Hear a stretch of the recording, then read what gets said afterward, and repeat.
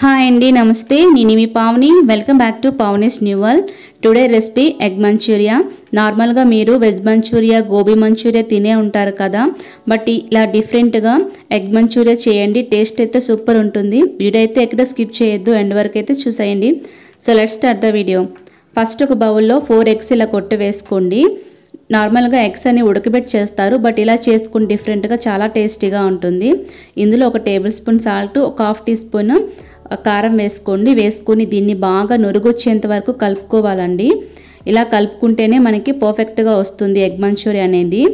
మొత్తంగా ఇలా కలుపుకున్నాక మనం కేక్ చేసే ట్రే ఉంటుంది కదా, దాన్ని తీసుకొని దానికి ఆయిల్ అనేది అప్లై చేసేయండి. మొత్తం ఇలా ఆయిల్ మొత్తం అప్లై చేసినాక ఇప్పుడు మనం కలిపి పెట్టుకున్నాం కదా, ఆ మిశ్రమాన్ని ఇందులో వేసేయండి. వేసి ఇప్పుడు మనం కేక్ ఎలా బేక్ చేసుకుంటామో ఆ విధంగా దీన్ని మనం బేక్ చేసుకోవాలండి ఇప్పుడు. సో మొత్తం ఇలా దీంట్లోనికి ట్రాన్స్ఫర్ చేసేయండి. చేసినాక స్టవ్ మీద కడాయి పెట్టుకుని అందులో కొద్దిగా వాటర్ వేసుకొని, వాటర్ హీట్ అయినాక ఇలా స్టాండ్ పెట్టి అందులో ఈ మిశ్రమాన్ని పెట్టి పైన మూత పెట్టి ఒక 10 మినిట్స్ అనేది మీడియం ఫ్లేమ్ మీద కుక్ చేసుకుంటే ఇది మనకి ఫాస్ట్గా కుక్ అయిపోతుంది.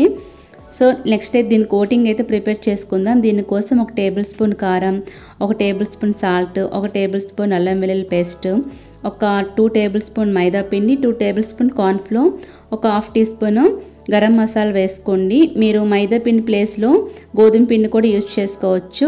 నెక్స్ట్ అయితే కొద్దిగా వాటర్ వేసుకొని దీన్ని కలుపుకోవాలండి. మరీ పలుచగా అయిపోతే మనకి వేయించేటప్పుడు విడిపోతుంది. సో అందుకని ఇలా థిక్గా కలుపుకోండి.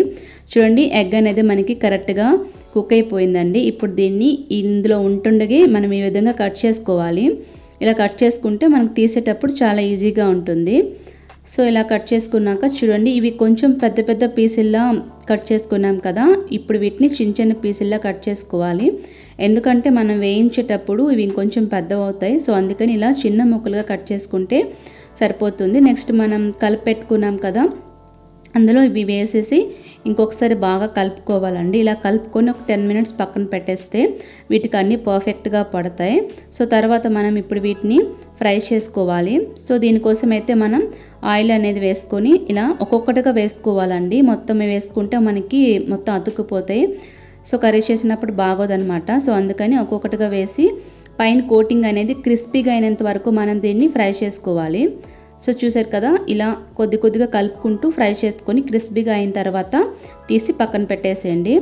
సో మొత్తం అంతా ఇలానే మనం వేయించుకొని పక్కన పెట్టేసేయండి. నెక్స్ట్ ఇంకో కడాయి పెట్టుకొని అందులో చిన్న ముక్కలు కట్ చేసిన అల్లం వెల్లుల్లి వేసుకోండి. ఇలా కొంచెం ఫ్రై అయిన తర్వాత ఇందులోనే పెద్ద ముక్కలుగా కట్ చేసిన ఆనియన్స్ అన్ని వేసుకోవాలి. ఇవి ఎక్కువ ఫ్రై అవ్వకూడదండి, టేస్ట్ బాగోదు. సో నార్మల్గా ఫ్రై అయితే సరిపోతుంది. నెక్స్ట్ అయితే ఇలా సన్నగా కట్ చేసుకున్న క్యాప్సికమ్ కూడా యాడ్ చేసి ఫ్రై చేసుకోవాలి. ఇవి కూడా మనకి ఎక్కువ కుక్ అవ్వాల్సిన అవసరం లేదు. నెక్స్ట్ చిన్న ముక్కలుగా కట్ చేసుకున్న పచ్చిమిర్చి కూడా వేసుకోవాలి. వేసుకున్నాక ఇలా కొద్దిగా ఫ్రై చేసి ఇందులో ఒక టేబుల్ స్పూన్ వెనిగర్ వేసుకోవాలి, ఒక table spoon soya sauce, next 2 table spoon tomato sauce వేసుకోవాలి. వేసుకొని ఇంకొకసారి బాగా కలుపుకోవాలండి. చూడండి, ఇలా కలుపుకున్నాక మనం ఫ్రై చేసి పెట్టుకున్నాం కదా ఎగ్, వాటిని ఇందులో వేసుకోవాలి. ఇలా వేసుకొని మొత్తం కలుపుకోవాలి మీడియం ఫ్లేమ్ పెట్టి. చూసారు కదా, ఇలా ఒక 2-3 మినిట్స్ మనకి ఇది కుక్ అయితే సరిపోతుంది. లాస్ట్లో హై ఫ్లేమ్ పెట్టి ఒకసారి కలిపి స్టవ్ ఆఫ్ చేసుకొని సర్వ్ చేసుకోవడమేనండి. చూసారు కదండి, చాలా సింపుల్గా మనకి ఎగ్ మంచూరియా రెడీ అయిపోయింది. సూపర్ టేస్ట్గా ఉంటుందండి. ఇదైతే ఎవరికి పెట్టినా సరే మొత్తం ఖాళీ చేసేస్తారు, అంత టేస్ట్గా ఉంటుంది. పిల్లలు అయితే చాలా ఇష్టంగా తినేస్తారు. మనం పిల్లల కోసం ప్రిపేర్ చేసేటప్పుడు కొద్దిగా కారం అనేది తగ్గించి వేసుకుంటే వాళ్ళు కూడా చాలా ఇష్టంగా తినేస్తారు. సో నా వీడియో మీకు నచ్చినట్టే అనుకుంటా. సో నచ్చితే ఒకసారి ట్రై చేసి మీకు ఎలా వచ్చింది అనేది నా కామెంట్ రూపంలో అయితే తప్పకుండా తెలియజేయండి.